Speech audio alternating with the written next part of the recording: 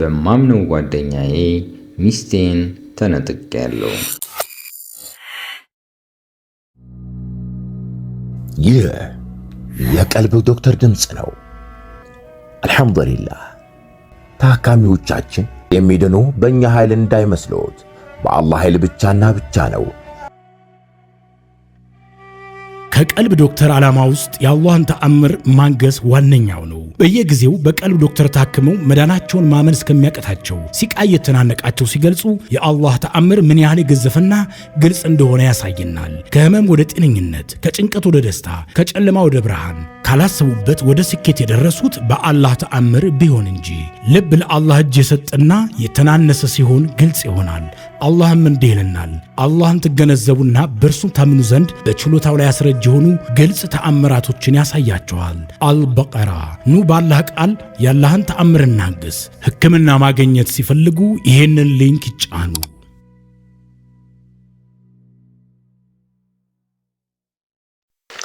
አሰላሙ አለይኩም ወረሕመቱላሂ ወበረካቱ። ይህ የቀልብ ዶክተር ነው።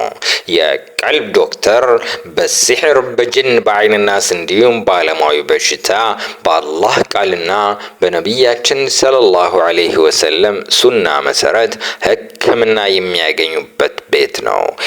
ላይክ፣ ሼርና ሰብስክራይብ በማድረግ ቤተሰብ ይሁኑ። አላህ የኡማው የዓፊያ ሰበብ ያድርገን። ዛሬ የአንድ ወንድማችንን ታሪክ ለማየት እወዳለሁ። በማምነው ጓደኛዬ ሚስቴን ተነጥቄያለሁ። መንሱር ክፍል 4። ወደ ከተማ ከተመለስኩ በኋላ ሁሉም ነገር ተሻሻለ። መጀመሪያ ያደረኩት ነገር ታላቅ ወንድሜ ጋር አመራው። ሲያየኝ በጣም ደነገጠ። ኪሳራ ላይ ስለሆንኩ ነው። ኢንሻአላህ 10,000ን መስጠት እቀጥላለሁ ከተወሰነ ወራት በኋላም አለኝ። እኔ የሚሰጠኝን 10,000 ብር እንዳቆመብኝ እንኳን አላቅም ነበር። እስከ ዛሬ ድረስ እናቱ ጡት ላይ እንዳለ ሕፃን ስደጎም ነበር። ከዚህ በኋላ ካንተ ምንም ድጎማን አልሻም ወንድሜ፣ አንተ ትልቅ ሰው ነህ። ኢንሻአላህ በስርዓት ደሞዝ ተቀጥሬ እሰራለሁ። ክፍያዬን አንተ እያየህ ትጨምርልኛለህ፣ ትቀንሳለህ አልኩትና ጉልበቱን መሬት ላይ ዝቅ ብዬ ስስም ሰዎች ፊት እንደዛ ያዋረድኩት ወንድሜ ደንግጦ ውሃ ሆኖ ቀረ። አውቄም መሰለው ኪሎዬም ቀንሷል። እየቀለድኩም ስለመሰለው ይሁን ስለደነገጠም ይሁን ፈጦ ያየኛል። ሰዎች ካሁን ምን ይባባላሉ ብለው ያዩናል። እኔ ዝምታውን ሰበርኩና አንድ ነገር ግን እንድታደርግልኝ እፈልጋለሁ አልኩት። አሁንም እንደፈራኝ ሆኖ ነው ያየሁት። እናቴን ቀልቧን ስለሰበርኩኝ እና አደራህን አውፋባ ብለኝ አልኩት። እምባው እንደመጣ ያስታውቅበታል። ና ብሎ እጄን ይዞኝ ተነሳና መኪና ውስጥ ገባን። ምንም ሳናወራ በክተራ ደርሰን በገዛንና ቤታችን ሄድን። የእናቴ ቤት። እናቴ እኔን ስታይ ጮኸች በለቅሶ ልክ ከሞት እንደተነሳው። አንተ ክፉ እያለች እኔም እግሯ ላይ ወድቄ ስቅስቅ ብዬ አለቀስኩላችሁ። እናቴ አውፍ በይኝ፣ እርገጭኝ፣ በእግርሽ ብዬ አለቀስኩኝ። ሁሉም ግራ ተጋብተዋል በጸባዬ። እኔ አላህ እንዴት እንደደረሰልኝ አላወቁም። እናቴ እኔ ከዚህ ኋላ አውፍ የምልህ ከቤት የማትወጣ ከሆነ ነው፣ እኔ ጋር የምትኖር ከሆነ ነው አለችኝ። እናቴ እኔ ያንን ማድረግ አልችልም። ትዳሬን ላንቃ ሚስቴን ልመልስ አልኳት። ሁሉም ደንግጠው ቀሩ። አልሰማህም እንዴ አሉኝ። ምንድነው አልኳቸው። ደነገጥኩ። ሚስቴም የሞተች መሰለኝ። እናቴ አንተ ብዙ የማታውቀው ጉድ አለ፣ አሁን አልነግርህም አለችኝ። መርዶ ከሆነ ንገሩኝ አልኳቸው። እናቴ እንዲህ አለች። የምትኖርበትን ቤት በፖሊሶች አሰብረን ገብተን አጣራን። የሞትክም መስሎን ልብስህን አወጣን። አከራይህ የ2 ዓመት መክፈልህን ነግሮን ነበር። ብዙ ነገር አድርገን ሚስትህን ለ3 ቀናት አሳስረናትም ነበር። በሽማግሌ ነው የተላቀቅነው። ጭራቅ ናት አለችኝ። ምንም አልመጣልኝም። አወራሯ ለምን ታሰረች? ለምን ፈለጋችሁኝ አልኳት። ሚስትህ በትልቅ ሰርግ ስታገባ ሰምተን ዝም እንበል አለች የጮኸችብኝ። ስታገባ ፈራሁ። ቀጥሎ መጠየቅም አዎ ስታገባ አንተን ገድላ ያገባች መስሎን እንጂ ብታገባ እኔ ምን አገባኝ አለችኝ። ማንን አገባች? አልተፋታንም እኮ አልኳት።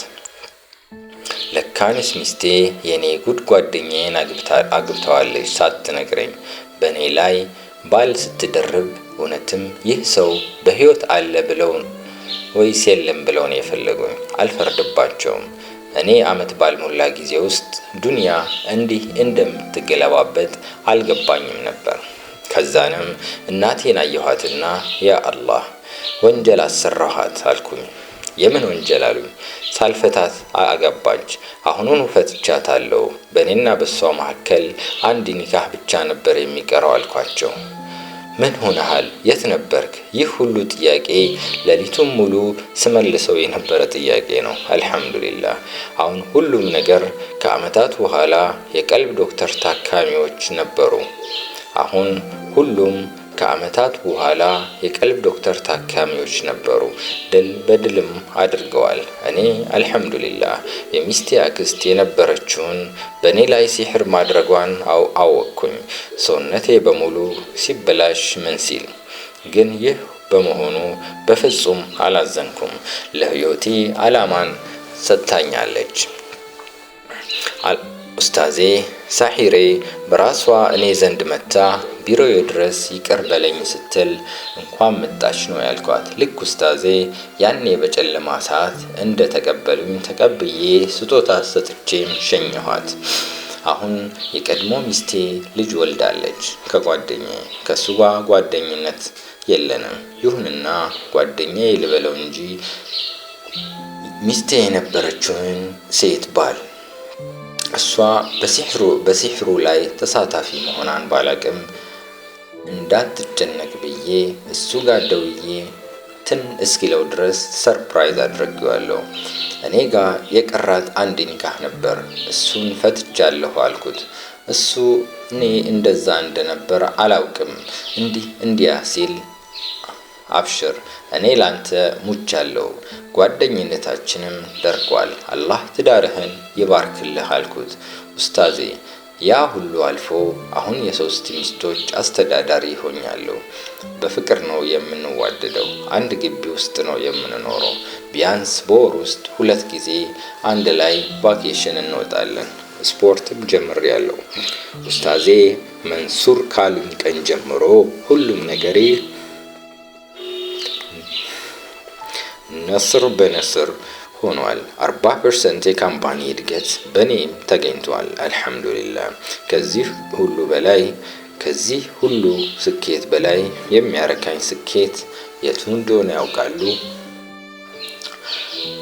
እኔ የቀልብ ዶክተር ጀማዓ ነኝ። የቀልብ ዶክተር አሚሮች መካከል እኔ አንዱ ነኝ ብዬ ማውራት መቻሌ ወይም ተብዬ መወሰዴ ውስጤ ልዩ ደስታን ክብርን ይሰጠኛል። አልሐምዱሊላህ አሁን ላይ የብዙ ሰው ህይወት መለወጥ ችያለሁ። ከአላህ ጋር ለብዙ ሙእሚኖች ደርሰናል። አልሐምዱሊላህ ስኬት የጀመረው የወደቅኩ ጊዜ ነበር። ኢላሂ ዘሬን እንዲያበዛልኝ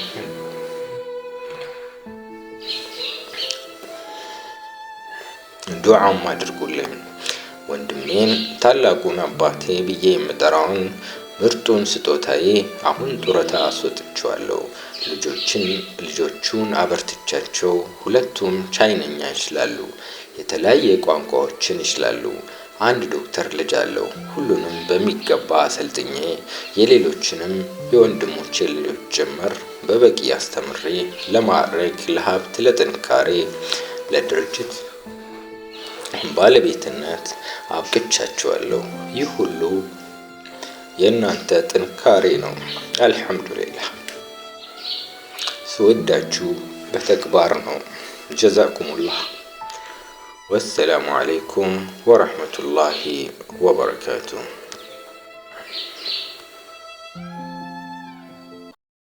እንኳን ወደ ትክክለኛው የአፍያ መንደር በሰላም መጡ። የቀልብ ዶክተር በሲህር በጅን በአይንናስ እንዲሁም የስነ ልቦና ጫና የደረሰባቸው የሰው ዘር ፍጥረታት በሙሉ ታክሞ የሚድኑበት ነው። ሕክምናው በቁርአን፣ ሕክምናው በአስካሮች፣ ሕክምናው በዱዓዎች በሰደቃ የሚካሄድ ሲሆን ነቢያዊ ሱናን በተመረኮዙ እጅግ ጥበብና እውቀትን ባካበቱ የሩቃ ዶክተሮች ይታከማሉ። እወቁ፣ ሕክምናው ሸሪዓዊ ብቻ ነው። አያምልጦት፣ እድሉን ይጠቀሙ። ባሉበት ሆነው ራስዎን ያክሙ። ሕክምና ማግኘት ሲፈልጉ ተከታዩን ሊንክ ይጫኑ።